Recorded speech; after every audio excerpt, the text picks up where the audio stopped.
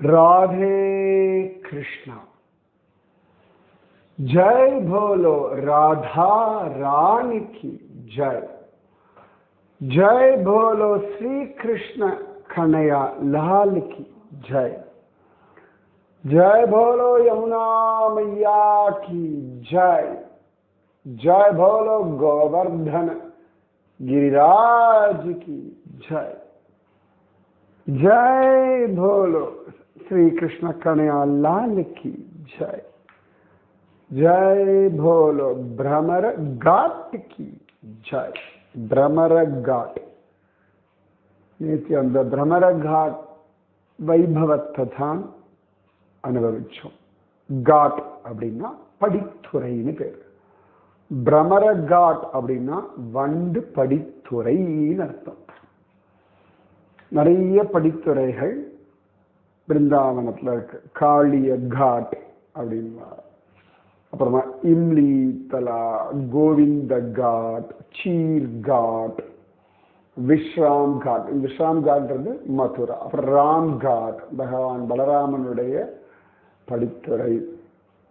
இந்த மாதிரி நிறைய படித்துறைகள் யமுனையில இரு பக்கங்களிலும் அழகா உண்டு. அதுல பிரமர காட் நேற்று கூட சொல்லிட்டு இருந்தேன் இல்லையா?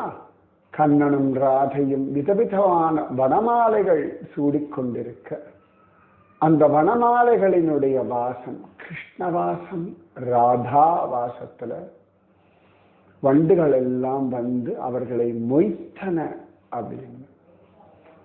இதே பிரமர காட்ல ரொம்ப அழகா ஒரு விஷயம் நடந்தது. கண்ணன் 11 வயசுல பிருந்தாவனத்தை விட்டுட்டு கிளம்பியாச்சு. மதுரா போயிட்டா. இதோ வருவேன்னு சொல்லி போனான், வரல. ஆனா கோபிகைகள், நந்தகோபர், யசோதையெல்லாம் கண்ணன் வருவான் அப்படின்னு காத்து கொண்டிருந்தார்கள். காத்திருத்தலும் ஒரு சுகம். பக்தியில காத்திருக்கிறதுன்றது ஒரு அழகான ஒரு தவம். பல சந்தர்ப்பங்கள்ல தோணும், நான் இவ்வளவு பக்தி பண்ணேன், இவ்வளவு நாமஜபம் பண்றேன், இன்னும் பெருசா பகவத் அனுபவம் எல்லாம்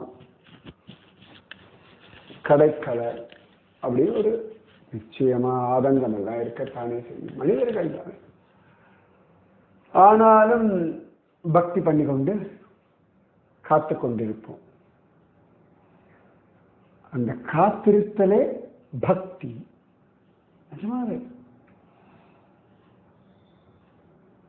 இப்படி காத்திருக்கணும் அப்படின்னு கேள்வி கேட்டா என்கிட்ட ஒரே பதில் தான், பகீரதன் போல காத்திருங்கள். நான் சாதாரண சொன்னேன், focus on what to you need. உங்களுக்கு என்ன வேணுமோ அதில் கவனம் வையுங்கள். எத்தனை நாளாச்சு, எத்தனை வருஷங்களாச்சு, அதெல்லாம் யோசிக்காமல் உங்களுக்கு என்ன வேணுமோ அதுல கவனம் வைக்கணும். அப்படி கவனம் வச்சதனாலேதான் ஆயிரக்கணக்கான வருஷங்கள் தபஸ் பண்ண பகீரதனுக்காக கங்கை பூமிக்கு வந்தாள். உங்களுக்கு ஒரு விஷயம் வேணும்னா அந்த ஃபோக்கஸ்லயே இருக்கணும். நீங்க அது வேணும் அப்படின்றது அப்படியே ஒரு குறிக்கோளோட. அதுக்காக மற்ற எதையும் விடணும்னு அவசியம் இல்லை. ஆனா திரும்ப திரும்ப மனசானது எதை அடைய வேண்டுமோ அதிலேயே திரும்ப திரும்ப போய் நிற்கணும். இந்த குழந்தைகள்லாம் ஏதான ஒரு விஷயத்தை நினைச்சு நினைச்சு அப்பப்ப அழுது அதையே சொல்லும். இந்த மாதிரி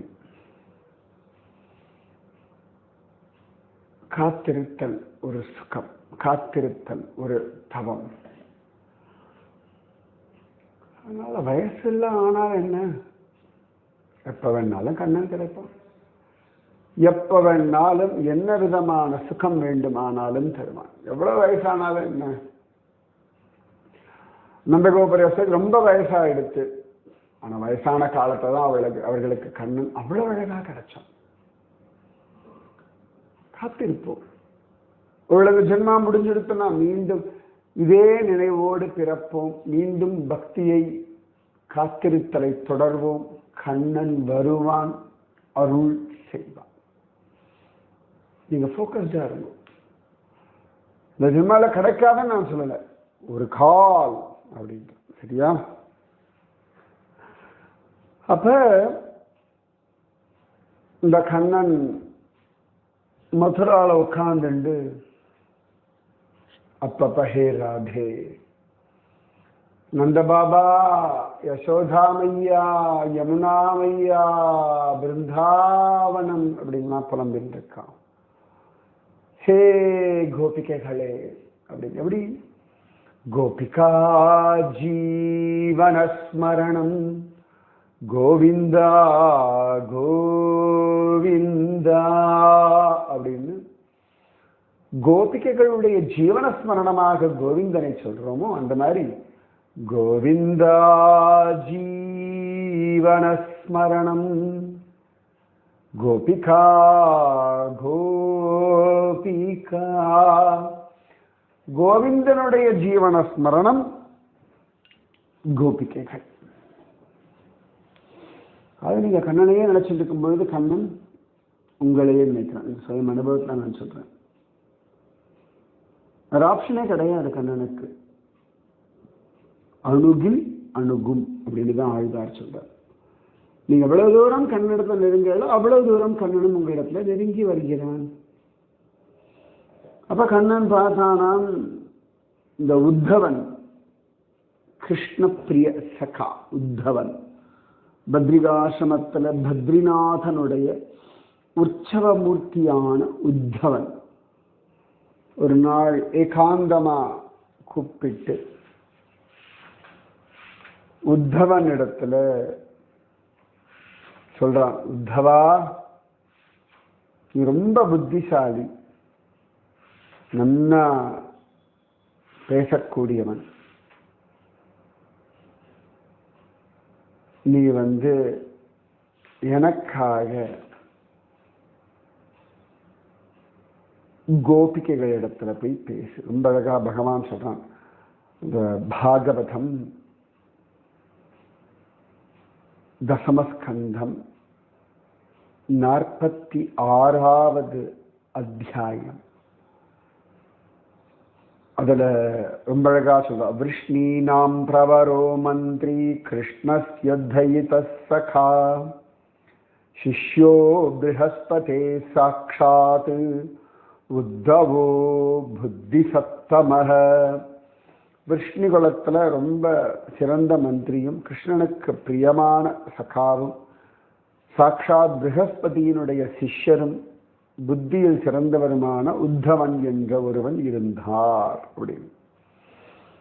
ஒரு நாள் தமாக பகவான் பிரேஷ்டம் பக்தமேகாந்திதம் க்வசித் கிரஹீத்வா பாணினா பாணிம் பிரபன்னார்த்திஹரோ ஹரிஹி.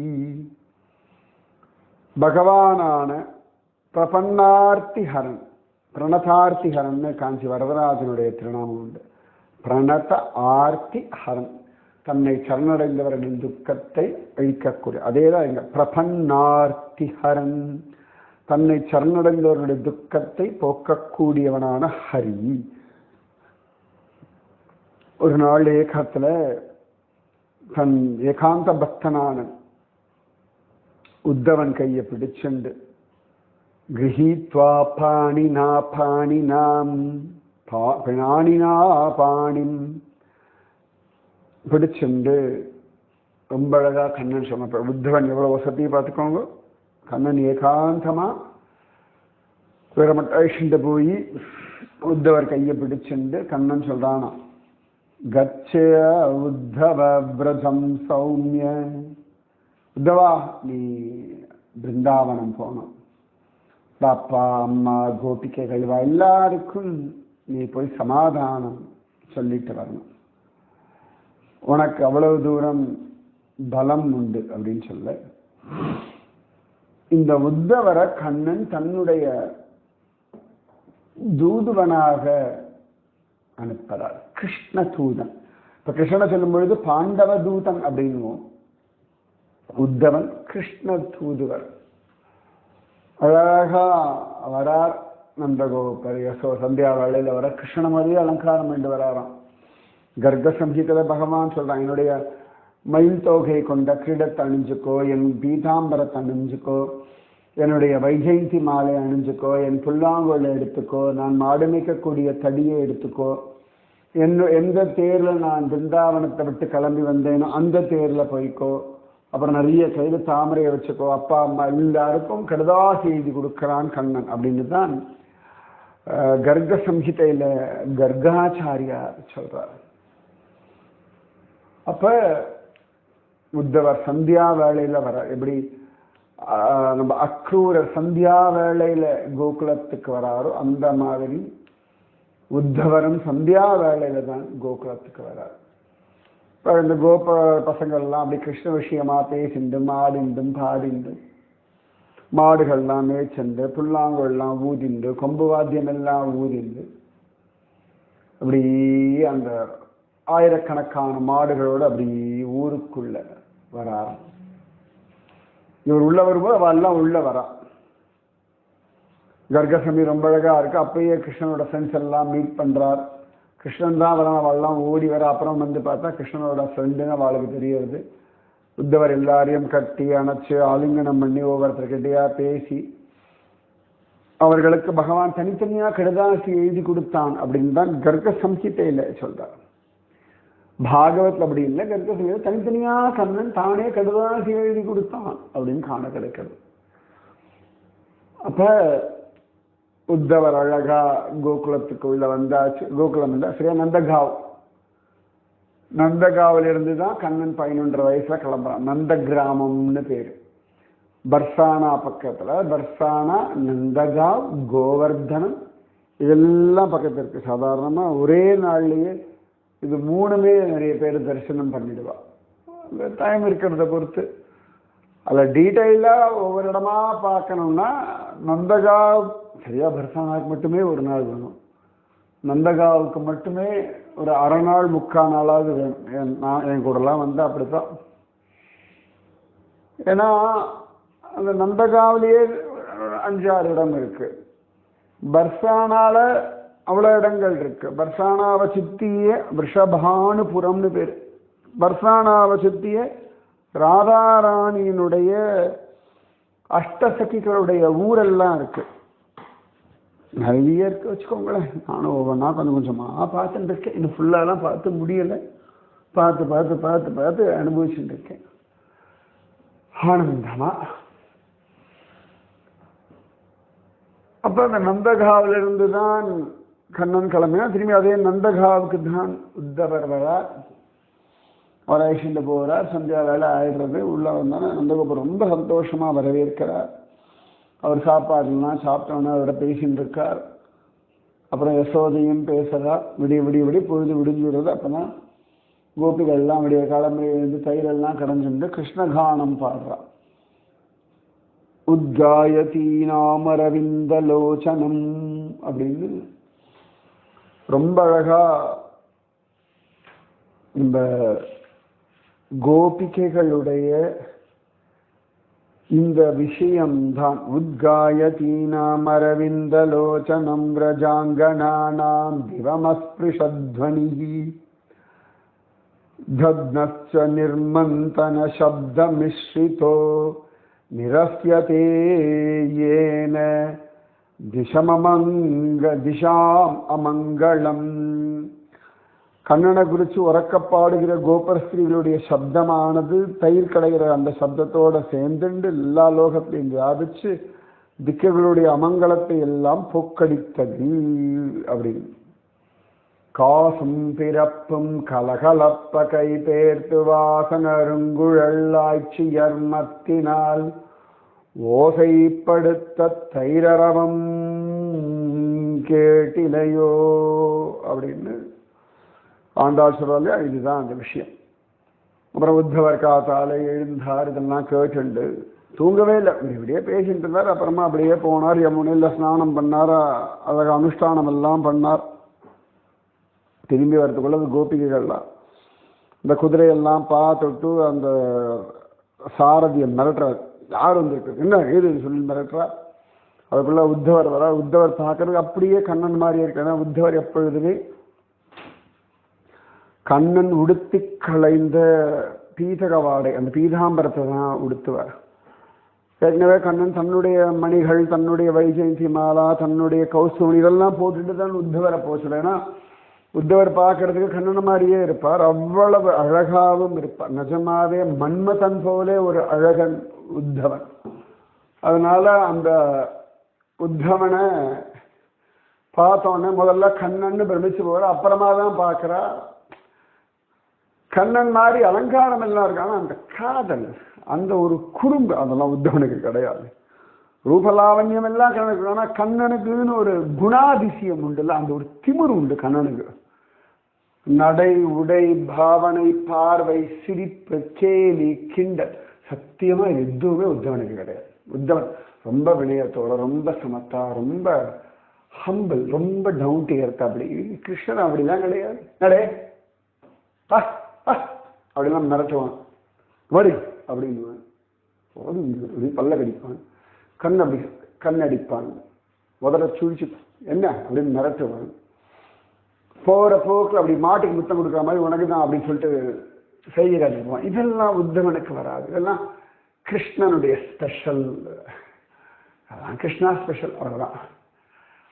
அவன் தான் அந்த வார்த்தையும் அந்த பார்வையும் அந்த செய்கையும் அப்படியே கரங்கடிக்கும் பார்வை ஒன்றே போதுமே. பகவானுடைய அர்ச்சாவதார மூர்த்திகளை எவ்வளவு தூரம் நம்மளெல்லாம் கரங்கடிக்கிறது இல்லையா? அவ பிரத்யேகத்தில் அப்படி இருப்பாள். இதெல்லாம் அனுபவிச்சவர்கள் அந்த கோபிகைகள். உத்தவனை பார்த்தோன்னா உத்தவன் ரொம்ப சந்தோஷப்படுறார். அப்ப உத்தவனை பத்தி ராதாராணி கிட்ட சொல்ல, உடனே ராதாராணி உத்தவனை பார்க்கணும்னு சொல்ல, இந்த கோபிகைகள் எல்லாம் உத்தவனை ஐஷண்ட போறார்கள். யாரும் இல்லை, கோபிகைகள் மட்டுமா இருக்கா. அப்ப ராதாராணி வந்த உடனே உத்தவனை பார்க்கிறா, சந்தோஷப்படுறா. உத்தவன் ராதாராணி நமஸ்காரம் பண்றான். ஏன்னா அந்த கோபிகைகளுடைய பக்தி, ஸ்ரத்தை, நந்தகோபர் யசோதையினுடைய பக்தி, இவாளுக்கெல்லாம் தத்துவம் இதெல்லாம் சொல்லணும்னு வந்த உத்தவன். உத்தவனுக்கு நிறைய படிச்சிருக்காரு. அதனால கொஞ்சம் இந்த வித்யா கர்வம் உண்டு. ஏன்னா நிறைய பேர் நான் பார்த்துக்கேன், அந்த விசாரம் பண்றவாளுக்கு தான் பக்தி, அவர்களுக்கு தான் ஞானம், அவர்களுக்கு தான் வைராக்கியம், இப்படிலாம் நிறைய பேருக்கு உண்டு. மெத்த படித்தவர்கள் பக்த சிரோன்மணிகள் அப்படின்னு சில பேருக்கு அபிப்பிராயம். இடத்தெல்லாம் பார்க்கறது நம்மெல்லாம் அவன் பக்கத்தில் போகவே மாட்டோம், அப்படியே ஓதிங்கி ஓடி போயிடும். என்ன மெத்த படித்த வாழை வச்சுக்கிட்டோம், நமக்கு என்ன போச்சு, நமக்கு அதுக்கு சம்மந்தமே இல்லை. ஏன்னா நமக்கு பக்தி பெருசு. பக்தி யார்கிட்ட இருந்தாலும் ஆனந்தமாக கொண்டாடி அனுபவிக்கணும், அவ்வளோதான். இந்த ரொம்ப வியாக்கியானம், ரொம்ப வேதாந்தம், ரொம்ப தத்துவம், ரொம்ப விசாரம், ரொம்ப ஆச்சாரம், ரொம்ப அனுஷ்டானம்னா நமக்கு காத தூரம் ஓடி போயிடுவாங்க. அதே வாழ்க்கை பக்தர்கள் பக்கத்தில் உட்காந்து ஜாலியாக பேசிட்டு இருப்பேன். அது அவளுடைய அந்த பக்திக்கு ஒரு பலம் இருக்க பாருங்க. அது அப்படியே அமிர்தமயமானது. அது நினைச்சாலே அப்படி அப்பாடான் இருக்கும். அதுதான் நமக்கு லட்சியம். நமக்கு என்றைக்குமே இந்த வேதாந்தம் தத்துவம் விசாரத்தில் அபிப்பிராயமும் கிடையாது, அபிமானமும் கிடையாது. அதனால பண்ணவும் மாட்டேன், சொல்லவும் மாட்டேன். நமக்கெல்லாம் பக்தி பக்தி பக்தி. அது சுலபம். அதை விட்டுட்டு என்னத்துக்கு உடம்பை போய் மனசையும் கஷ்டப்படுத்திக்கணும். அப்ப அந்த கோபிகைகள் உத்தவன் எல்லாம் மீட் பண்ண இடம் இதே பிரமர காட். அந்த பிரமர காட்லேயே பிரமர பிஹாரின்னு ஒருத்தன் உண்டு, ஒரு கிருஷ்ணன். எல்லாமே இன்னைக்கு பிரைவேட் ப்ராப்பர்ட்டி மாதிரி தான். ஒரு காலத்தில் எல்லாருக்கும் பொதுவாக தான் இருந்தது. ஆனால் முகம்மதியர்கள் பண்ண அட்டகாசம், அவுரங்கசீப் காலத்து அட்டகாசம், அதில் அவாவா யார் பூஜை பண்ணாலும் அவாவா அந்த மூர்த்தியை எடுத்து ஒழிச்சு வச்சு பத்திரப்படுத்தி இப்படி நம்ம காப்பாற்றிருக்கா. அதனால பிருந்தாவனத்தில் இன்னைக்கும் நிறைய மூர்த்திகள் கோவில்கள்லாம் ஒவ்வொரு குடும்பத்தினுடைய ஒரு பிரைவேட் ப்ராப்பர்ட்டி மாதிரி ஆயிடுச்சு. அதனால தப்பு கிடையாது. இத்தனை வருஷம் அவ தான் அதை காப்பாத்திருக்கா. கண்ணன் அவர்களுக்கு தங்களையே கொடுத்திருக்கான். அவ்வளவு அவன் இஷ்டம். இது சரி தப்புன்னா நம்ம சொல்ல முடியாது. அப்ப அந்த உத்தவரும் ராதாராணி கோபிகைகளும் சந்தித்த இடம் இந்த பிரமரகாட் அப்படின்னு காண கிடைக்கிறது. அதனாலயே ரொம்ப விசேஷம் இந்த பிரமரகாட். இந்த இடத்துல தான் இந்த விஷயங்கள் எல்லாம் உத்தவன் சொல்லும் பொழுது எல்லாம் கேட்டு இருந்தார்கள். கண்ணன் நினைச்சு அழ ஆரம்பிச்சுட்டான். காயந்தியஹ பிரிய கர்மாணி ருதந்தியஸ்ச கதஹ்ரியஹ தஸ்ய சம்ஸ்மிருத்ய யானி கைஷோர பால்யயோ. கண்ணனுடைய கௌமார பால்ய லீலைகள்லாம் நினைச்சு நினைச்சு பாடிண்டு வெக்கத்தை விட்டு அழுதுண்டிருந்தார்கள்.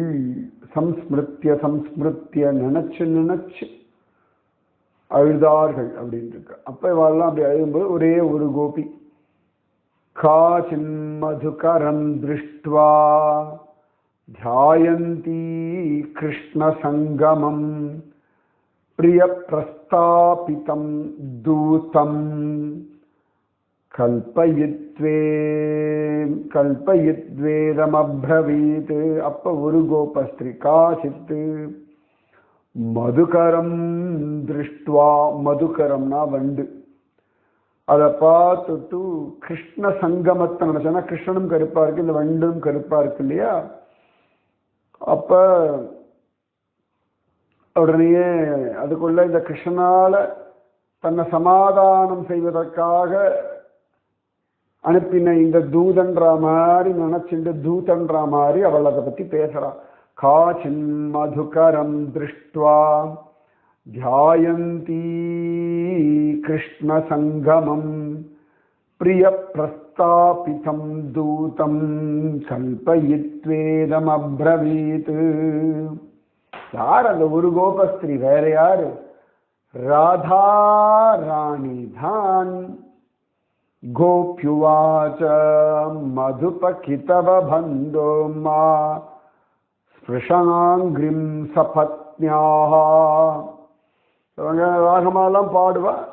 இதுதான் அந்த வண்டை பார்த்து பிரமரத்தை பார்த்து கோபி சொல்ல, மற்றவர்களும் ஒவ்வொருத்தியா சொல்ல, அதுக்கு பேர் தான் பிரமர கீதம் அப்படின்னு பெயர். பிரமர கீதம்னு பெயர். நம்ம பாகவதத்துல கோபிகா கீதம், வேணு கீதம், யுகல கீதம், பிரமர கீதம், அப்படி நிறைய கீதங்கள் கிருஷ்ணலீலால ரொம்ப ஃபேமஸ். அதுல ஒன்று இந்த பிரமர கீதம்.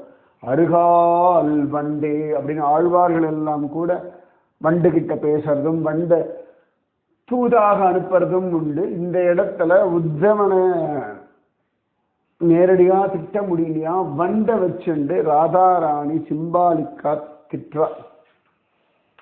ரொம்ப அழகா இருக்கும். ஸ்ரீமத் பாகவதம் 10வது ஸ்கந்தம், தசமஸ்கந்தம், கிருஷ்ணலீலால 47வது அத்தியாயத்துல இந்த பிரமர கீதம் இருக்கு. அதை சொல்றா, ஏ வண்டே, இங்கெல்லாம் ஒன்றும் கிருஷ்ணனை பத்தி எல்லாம் பேசாத, ஓடி போயிடு.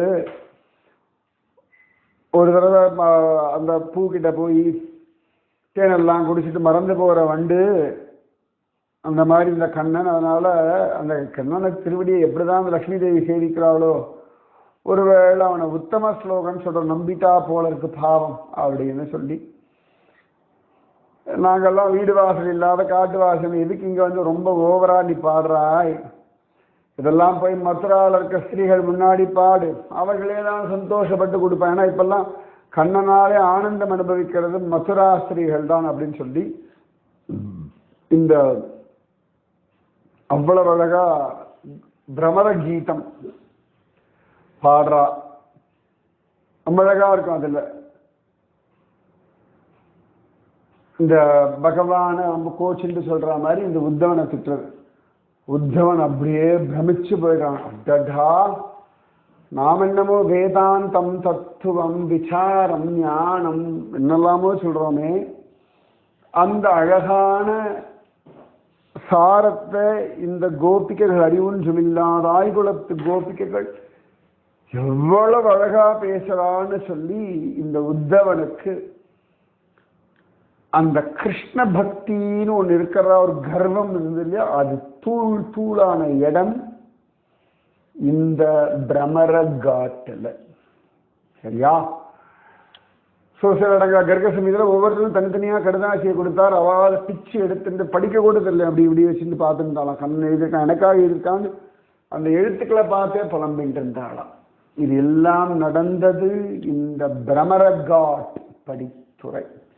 ஞாபகம் வச்சுக்கோங்க, இந்த பிருந்தாவனத்தை பொறுத்த வரைக்கும் நிறைய பேர் அதிகாரிகள் உண்டு. கௌடிய வைஷ்ணவ சம்பிரதாயத்தை சேர்ந்தவர்கள், அவர்கள் ஒரு சில விஷயத்தை தான் ஒத்துக்கொள்வார்கள்.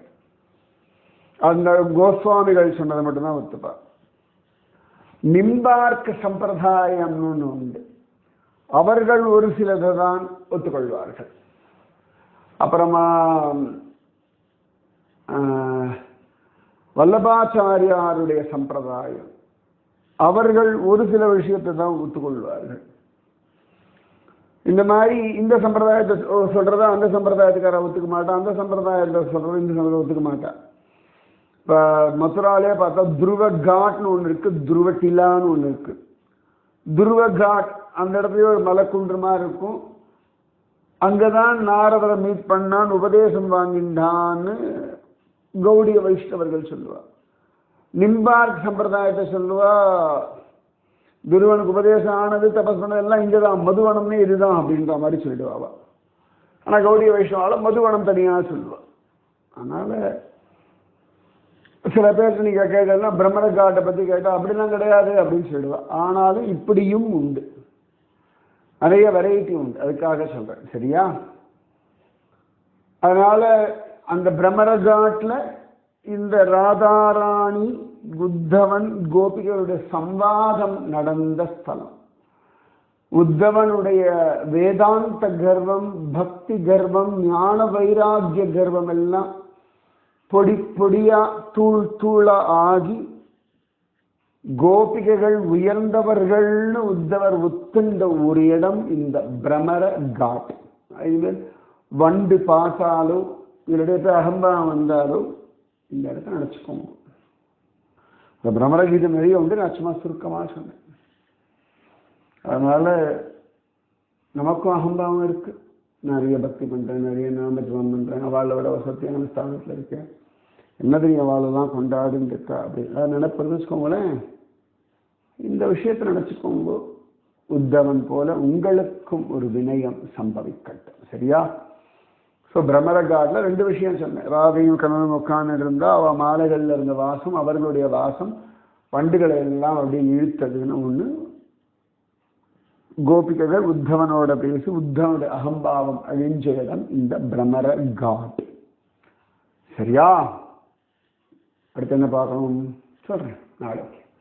ராதே கிருஷ்ணா, ராதே கிருஷ்ணா, கிருஷ்ணா ராதே, ராதே கிருஷ்ணா, கிருஷ்ணா ராதே, ராதே கிருஷ்ணா, கிருஷ்ணா ராதே, ராதே கிருஷ்ணா, கிருஷ்ணா ராதே, ராதே கிருஷ்ணா, கிருஷ்ணா ராதே, ராதே கிருஷ்ணா, கிருஷ்ணா ராதே. जय बोलो राधा रानी की जय, जय बोलो श्री कृष्ण कन्हैया लाल की जय, बोलो वृंदावन धाम की जय, जय बोलो यमुना मैया की जय. गोपिका जीवन स्मरणम गोविंदा गोविंदा. जय बोलो भक्त शिरोमणि उद्धव महाराज की जय, जय बोलो आज की आनंद की जय, जय बोलो गोवर्धन गिरिराज की जय। राधे कृष्णा।